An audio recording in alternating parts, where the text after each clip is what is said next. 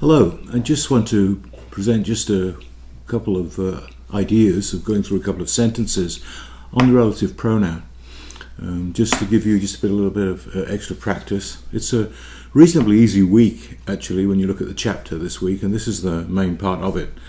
And really you're not building upon that much that you already don't know. In other words, the structure of the declensions that you've done, the first and second, in respect to the endings, are very similar for the relative pronoun. The key elements are what? Notice then that you'll always identify it in respect to the rough breathing mark that will be over the vowel. And also the fact that like ekenos, the demonstrative adjective, the relative pronoun is different in the neuter singular from the standpoint of not like the neuter ending of nominative and accusative on a second declension noun on, but it's ah. So that's the key. That's really the new element that you're learning. Hos, a, ah, and so forth. On, ein, ah, in respect to the two forms then in the accusative and in the nominative in respect to the relative pronoun. The main thing to remember too with the relative pronoun, the how do I have been relative? It means it's not substantive. Substantive means then it's a noun. A relative pronoun is something that functions in place of a noun. It has then what's called an antecedent. So you're always looking for the antecedent. That basically means that you're looking for something that goes before it in respect to it. And what we'll find is that the relative pronoun will function in its own way in the clause that it's in. And this is a relative clause. In other words, it's not connected to the main clause, which means it doesn't have a main verb. So it will have, as a relative clause, it will have a verb with it, but it will always function back looking for an antecedent, a subject or an object within the main clause within itself. And that means then that it's going to agree in number with its antecedent. If it's a singular relative pronoun, it's going to relate back its antecedent. It's going to be singular too. So in other words then the number and the gender will also be the same. So the only thing that's different is it's going to function by itself in its own case. In its own sentence structure. So there's going to be it's going to have a verb with it. So therefore, its obligation, so to speak, is to function in respect to the case in terms of the sentence that it's in, which is a relative sentence. It's actually most parts of what we're dealing with will be adjectival clauses. Adjectival clauses is a clause that's like an adjective. It modifies a noun. Or a main clause in this particular case. I'll give you just two brief examples. Here they are. Blepo tous presbyterus hoi akolothusin. We don't know the verbs yet. We get onto those next week. Blepo is I see, and then akolothusin is basically to follow. So I see, you can see then that the presbyteros is a masculine second declension noun, and it's accusative plural, so therefore it's going to be the object. I see the presbyterus, the elders. I see the elders, it's the object of the verb.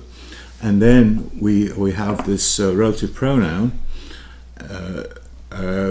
within its own clause. In other words, akolothusin is third person, plural, of a verb meaning to follow, so they are following. So the question then is hoi, what does that relate to? Well, it relates back to its antecedent is presbyterus. So therefore, as that is a masculine and as it's plural, then the gender and the number will be the same, so that hoi is masculine and is plural, but it's not the same as the case of its antecedent, because the antecedent in the main clause is presbyterus, which is in what case? It's in the accusative case. But here, as you can see, and you can recognize this surely from all that you know, is that it's in the nominative case. So in other words, it's the subject of the clause that it's in. So it literally will be,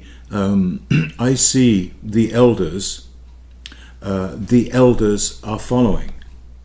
That's elongating it. Then let's put it into with a relative clause. I see the elders who are following. Let's just do one more sentence. Hoi douloi hus pempete phonusen. The slaves, again, very straightforward.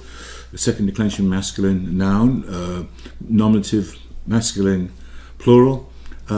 And then what? Well, you don't know the two verbs there. Pempete, pempo is to send. I send. So pempete is second person plural. You are sending. Phonusen basically is phone, hear, call. So the slaves. The main clause is the slaves. Then what you're looking for, you don't know this about the verb structure yet, but the verbs that you'll know next week, that the verb that douloi goes with is not pempete, it's phonusen, because it's plural. And don't worry about that. But at this point, all I'm bringing out is the slaves are calling. And then now look at the relative clause there, hus, which is accusative. That means that it's the object then of the verb pempete. You are sending them. The slaves are calling. You are sending them. So the slaves you are calling are what? The slaves that you are sending are calling. So you could see then the things that I've brought out. Number one, the relative clause had an antecedent, and the antecedent will then agree with the noun that it's representing in the clause that it's in. It will agree in number, and it will agree in gender, but it will not necessarily agree in case, because it has to agree in case within the structure of the clause that it's in, the adjectival clause. Okay, thanks.